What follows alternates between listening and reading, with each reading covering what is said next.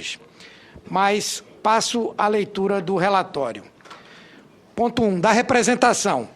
Venha a este Conselho de Ética e Decoro Parlamentar a presente representação ofertada pelo Partido Socialismo e Liberdade, PSOL, pessoa jurídica de direito privado, devidamente qualificada nos autos, em desfavor do senador Demóstenes Torres, sem partido, Goiás, com fulcro no artigo 55, parágrafo, inciso 2 e parágrafo 2º da Constituição Federal de 1988, combinado com o artigo 5º, incisos 2 e 3, artigo 17 e seguintes da Resolução número 20 de 1993 do Senado Federal, que institui o Código de Ética e Decoro Parlamentar do Senado, com vistas a verificar a quebra de decoro decorrente de denúncias que vinculam o parlamentar ao empresário do ramo de jogos Carlos Augusto de Almeida Ramos, conhecido pela alcunha de Carlinhos Cachoeira, com indícios da prática de diversos atos ilícitos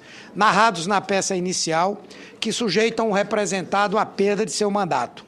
De acordo com o representante, órgãos de imprensa veicularam matérias acerca das investigações realizadas pela Polícia Federal no âmbito da assim denominada Operação Monte Carlo, destinada a desbaratar quadrilha envolvida com o jogo ilegal em vários estados da Federação, cujo principal investigado é o empresário Carlos Augusto de Almeida Ramos. Assevera o representante que as primeiras informações trazidas pela imprensa davam conta de que no período compreendido entre fevereiro e agosto de 2011, o investigado teria trocado 298 ligações telefônicas com o senador Demóstenes Torres. Tais registros foram conseguidos por meio de monitoramento autorizado pela Justiça. Após a explicação pessoal oferecida pelo ora representado em seu pronunciamento no Senado Federal no dia 6 de março próximo passado, foi noticiado pela revista Época, edição de número 721, distribuída em 14 de 4 de 2012, que Carlinhos Cachoeira teria habilitado nos Estados Unidos 15 aparelhos de rádio vinculados à operadora Nextel e os teria distribuído entre pessoas de sua mais estrita confiança. A habilitação em país estrangeiro teria a finalidade, consoante a fonte, de impedir que os mesmos fossem alvo de monitoramento pela polícia.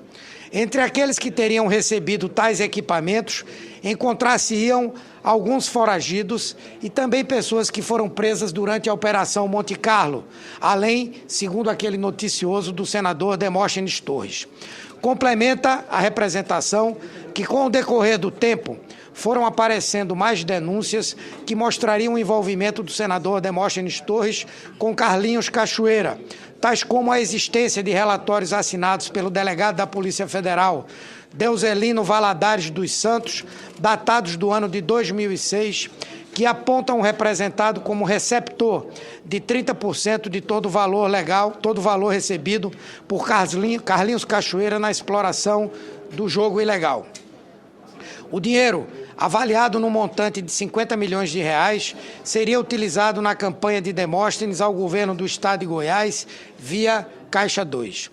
Dá conta ainda da divulgação de uma gravação entre o representado e Cachoeira, onde aquele pedia 3 mil reais para que fosse efetuado o pagamento de um táxi aéreo. Mais adiante, o representante traz a lume notícia de provocação do Supremo Tribunal Federal pelo excelentíssimo senhor Procurador-Geral da República no dia 27 de março de 2012 para a abertura de inquérito destinado a investigar as condutas do senador Demóstenes Torres e sua relação com o grupo chefiado por Carlinhos Cachoeira ante a consideração por aquela autoridade da seriedade dos conteúdos e quantidade de gravações.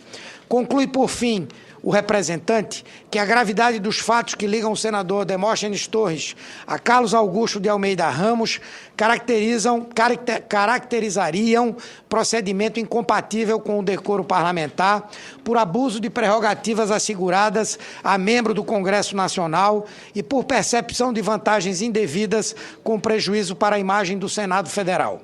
Nesses termos, afirma o representante que os fatos imputados ao representado o sujeitam à pena de perda do mandato por quebra de decoro parlamentar, conforme dispõe o artigo 55, inciso 2 da Constituição Federal, pelo que requer o representante. Primeiro, o recebimento da representação pelo Conselho de Ética e Decoro Parlamentar e a competente instauração do processo disciplinar ante a suposta quebra de decoro parlamentar do senador Demóstenes Torres. Depoimento, segundo, depoimento pessoal do representado ao Conselho de Ética e Decoro Parlamentar do Senado Federal. Terceiro, oitiva de testemunhas e demais pessoas envolvidas, especialmente o senhor Carlos Augusto Ramos.